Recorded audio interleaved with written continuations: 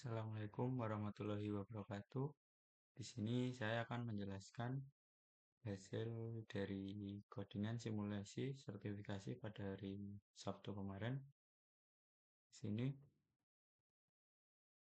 pertama saya perkenalkan, nama saya Ilham Pratama Aldiansyah dengan NIM A112021138885 dari kelas Data Science 03. Pertama kita melakukan import library, yaitu ada Pandas buat untuk ekstraksi data, yang kedua ada NumPy, yang ketiga ada Matplotlib dan Sequent. Kemudian kita langsung menuju ke langkah pertama, yaitu pengumpulan data. Di pengumpulan data, dan kemarin juga ada soal. Yang pertama untuk melakukan dataset, load dataset. Pada perintah ke-1 ini masuk pada poin pertama, yaitu pengumpulan data. Di sini saya sudah mendownload dan saya masukkan ke drive saya. Ini kodenya. Kemudian kita panggil menggunakan Pandas yang sudah kita import library tadi. Ini untuk tampilan head atau 5 baris pertama dari struktur data. Kemudian yang ketiga ini memasukkan nama fitur ke dalam dataset yang sudah disediakan untuk lainnya. Dan tahap ini menjawab soal nomor 2, yaitu memberikan nama fitur sesuai dari sumber, yaitu ada pasien number, lcore, lsaf, LO2, LBP, dan seterusnya. Yang sudah kita masukkan ke dalam kolom 6, kemudian kita masukkan ke dalam kolom. Kemudian ini seperti ini setelah diberikan nama. Dan itu masuk pada poin pertama, yaitu load data. Kemudian kita mengubah data null atau data menjadi none, data value, unique value. Kemudian karena di sini ada beberapa data yang masih mempunyai nama dengan yang tambahan, maka kita ubah pada kolom LBP mid 1 menjadi mid, kemudian stable menjadi stable. Kemudian kita tampilkan di sini sudah biasa. Kemudian masuk ke dalam tahap 2, menelaah data. Pertama-tama kita melakukan data info, di mana dia memberikan ringkasan struktur dataset termasuk tipe data dan jumlah nilai kosong. Di sini menunjukkan data terdapat 90 dari indeks 0 sampai 99. Masing-masing feed kolom terdapat ada yang 90, ada yang full, dan ada yang 81, ada yang 78, 89. Berarti ada beberapa fitur yang mempunyai nilai 0 atau missing value. Sini tipe datanya integer pada pasien number dan objek pada fitur yang lainnya. Ini perintah untuk menampilkan 5 garis data terakhir. Seperti ini merupakan. Dan kita melakukan describe, di mana describe itu memberikan descriptive dataset, itu ada min, standar, minimal, dan seterusnya. Ini ada tambahan T, yaitu transpose agar lebih mudah. Kemudian lanjut pada kolom convert itu terdapat missing unique value unique dengan tanda tanya. Kemudian kita rubah menjadi none menggunakan NumPy. Kemudian kolom tersebut kita rubah menjadi integer atau nama bisa diolah. Kemudian kita ganti dengan nilai mode seperti ini akhirnya. Kemudian masuk tahap 3, validasi data, di mana di sini saya melakukan beberapa visualisasi dengan menggunakan Matplotlib dan Sequent. Ini ada beberapa fungsi yang sudah saya buat. Ini ada grab column, ini memisahkan kolom dalam dataset berdasarkan tipe dan karakteristiknya. Kemudian ada plot kategorikal. Fungsi ini memberikan untuk visualisasi data yang berkategorikal, kemudian plot histogram. Sama seperti tadi, akan tetapi ini untuk kolom numerik. Kemudian yang terakhir ada box plot. Plot di mana untuk menampilkan semua kolom yang diberikan. Kemudian saya menggunakan fungsi grab call name di mana jumlah observasi ini ada 90 data, kemudian ada 10 variabel. Kemudian kolom kategorical ada 9, kolom numbernya ada 1, yang pasien number tadi karena integer, kemudian ada kategori tapi kardinal, numerik tapi kemudian lanjut pada visualisasi. Di sini ada L-core, di mana distribusi data L-core pada kolom L-core itu condong ke nilai mid-nya. Pada mid ini lebih banyak daripada high ataupun low. Di sini ada visualisasi diagramnya. Mid melebihi 50% dari ya. Kemudian lanjut kepada L-sub, di mana distribusi ini juga agak dibilang paling tinggi itu pada mid, sedangkan low sama high ini tidak terlalu jauh, tapi juga lumayan. Di sini yang paling banyak pada mid, ada diagram di sini. Kemudian lanjut pada kolom LO2, itu bagus, hampir rata, cuman lebih banyak pada good. Nah, good 50% lebih. Kemudian lanjut pada LBP. Di sini distribusinya agak jauh ya, low sedikit, kemudian high-nya 30 dan mid-nya lebih dari 50. Berarti mid-nya lebih dari 50%, sekitar 63 ini. Dan lanjut STPPL. Nah, di sini juga masih aman, tidak terlalu jauh. 51 dengan 48. Nah, akan tetapi pada core STPL distribution ini agak timpang ya, karena rata-rata di stable. Dan stable ini mempunyai sedikit. Lanjut ada kolom BP, ini masih pada stable yang paling tinggi. Kemudian pada target atau decision ADM score ini agak condong ke A ya. Lanjut, kemudian lanjut ke objek data, di mana di sini saya mengambilkan 5 data teratas terlebih dahulu. Mengecek pada info, convert tadi sudah berubah karena tadi sudah ada perubahan. Kemudian ini karena tadi di sini ada A, akan tetapi ini harusnya kelasnya kan ada 3, A, kelas A, kelas S, dan kelas I. Tapi ini ada yang kita jadikan satu dengan melakukan perintah str strip, yaitu menghilangkan kelas variabel yang ada spasinya atau strip. Kemudian kita jadikan kelas A jadi 63, kelas S 24, kelas I 2. Dan lanjut pada tahap 5. Oh iya, ini tadi sudah ya, ini cek data kosong. Kita lanjut poin keempat. Poin keempat, di sini kita mengecek data kosong. Nah, di sini dari perintah yang sudah kita jalankan terdapat data kosong atau missing value pada LO2 serve STBL BP ya sama convert. Di sini sudah kita lakukan data clean. Ada 3. Nah, di sini kita mengisi nilai 0 dengan nilai mod atau modus. Yang pertama tadi ada LO2, kita jalankan. Kemudian solve BTL, pakai modus juga, comfort, dan decision ADM DEX.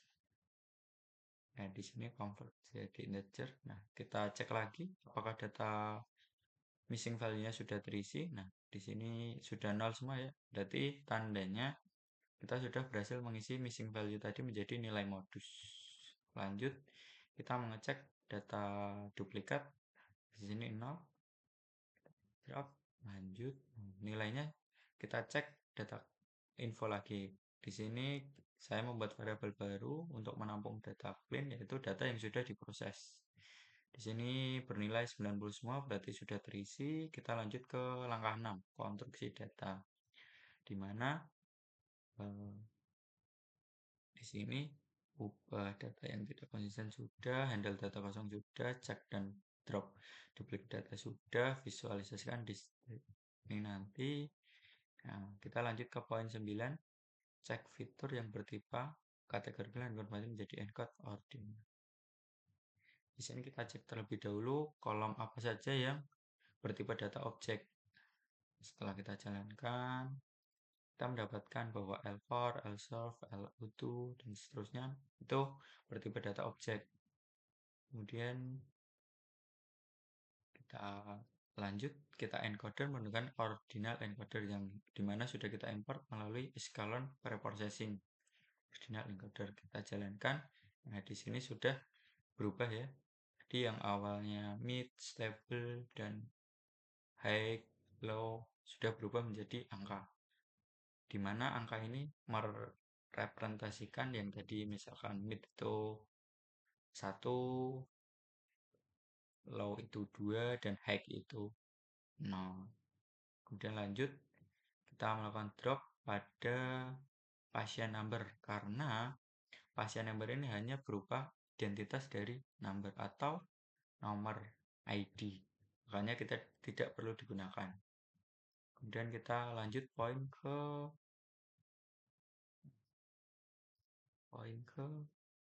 8. Visualiskan distribusi dari masing-masing fitur.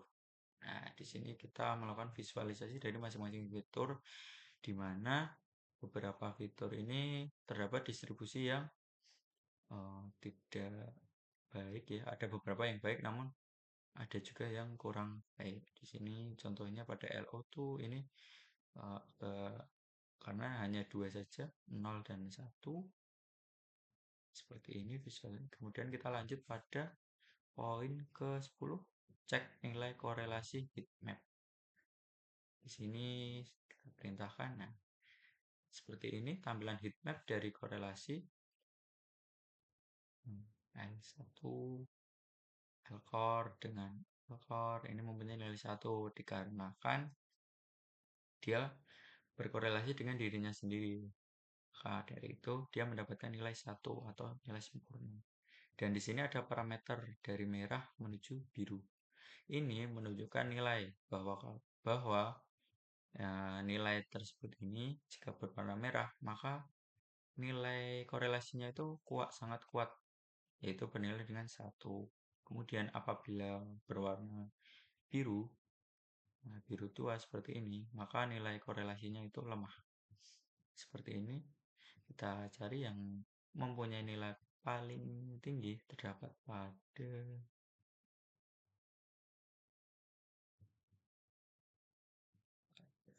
kolom dengan nilai 21, yaitu LBP dengan BPSTPPL. Lanjut, kemudian ini sama seperti korelasi tadi, akan tetapi ini melihatnya lebih mudah ya, karena secara langsung respon.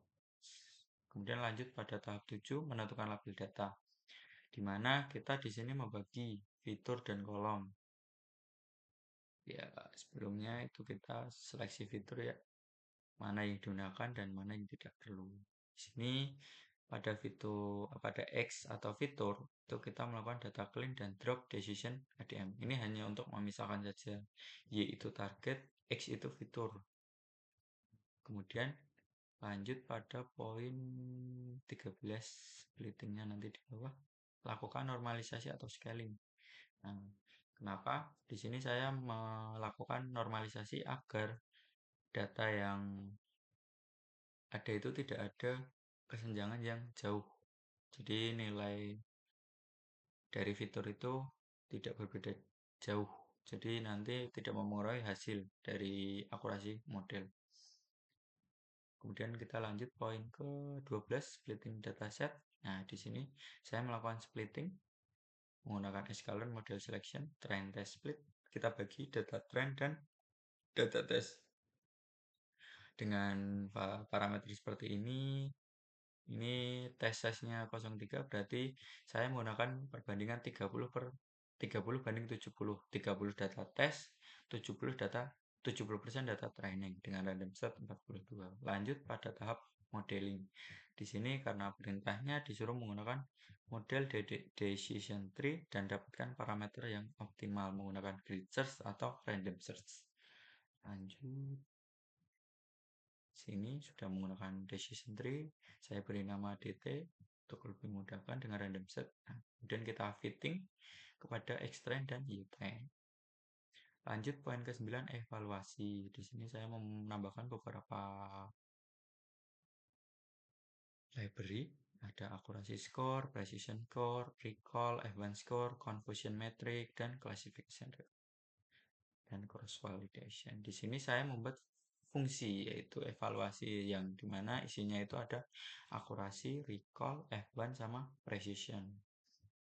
Nantinya kita panggil saja. Kemudian kita lanjut untuk melihat akurasi dari model tersebut berapa. Ini kita jalankan, kita mendapatkan akurasi 0,6. Di mana 0,6 ini hasil yang kita belum optimasi. Kemudian kita lanjut melihat confusion metricnya. Ada 18. Di sini kita melihat bahwa true positif 18 itu nilai yang dari sini diprediksi dan sini true itu 18 dan ada data satu yang kemudian lanjut ke parameter hyperparameter dengan grid search. Di sini pertama-tama kita membuat parameter. Di sini ada kriterion di mana ini tuh sebuah parameter dari decision tree sendiri dengan kemudian ada gini entropi, kemudian ada max depth itu yang artinya kedalaman dari kan ini decision tree ya, apa pohon keputusan.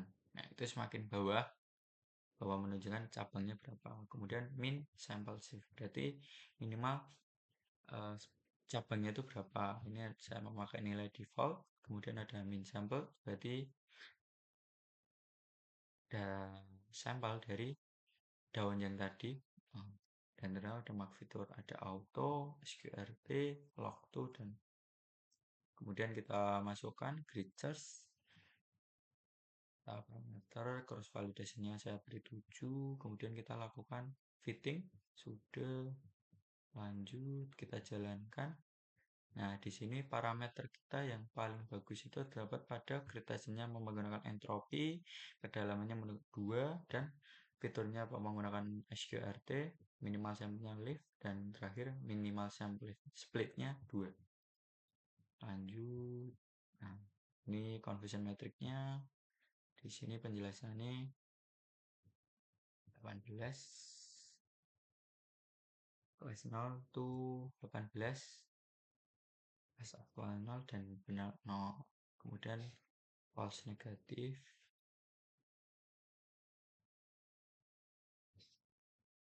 Ini poin menjelaskan yang 15. Poin 15 ini kesimpulannya itu model bekerja cukup baik mayoritas. Ada 0 karena dapat memperoleh dengan baik akan tapi tidak bagus pada kelas 1 dan 2. Dan lanjut kita fitting yang tadi yang setelah kita hyperparameter kita jalankan dan kita mendapatkan akurasi sebesar 0,88 karena kita menggunakan round atau rata-rata atau pembulatan kita bulatkan menjadi 0,89%. Seperti ini model ini memiliki tingkat tanding yang cukup baik di mana pada poin ke 16 kita disuruh menjelaskan hasil akurasi precision dan data yang test. Di sini precision 0 itu menunjukkan 68 kelas itu benar. Kemudian kelas 2 itu 00 dikarenakan tidak ada precision yang benar untuk pada kelas 2. Dan recall itu di sini ada recall yang satu karena kelas 0 itu dengan benar dipresidi dengan benar bahwa banyak yang di kelas 0. Nah, kebalikannya di kelas 2 kita memiliki nilai 00 dikarenakan tidak ada data aktual kelas 2 yang diprediksi secara benar. Lanjut pada advance score, di mana kelas 0 lagi-lagi mendapatkan 0,94, di mana nilai itu sudah menunjukkan yang keseimbangan antara presiden dan recall. Kelas 2 sebaliknya 0 dikarenakan presiden dan recall sama-sama 0. Sekian presentasi dari simulasi sertifikasi Associate Data Science. Kurang lebihnya saya mohon maaf. Wassalamualaikum warahmatullahi wabarakatuh.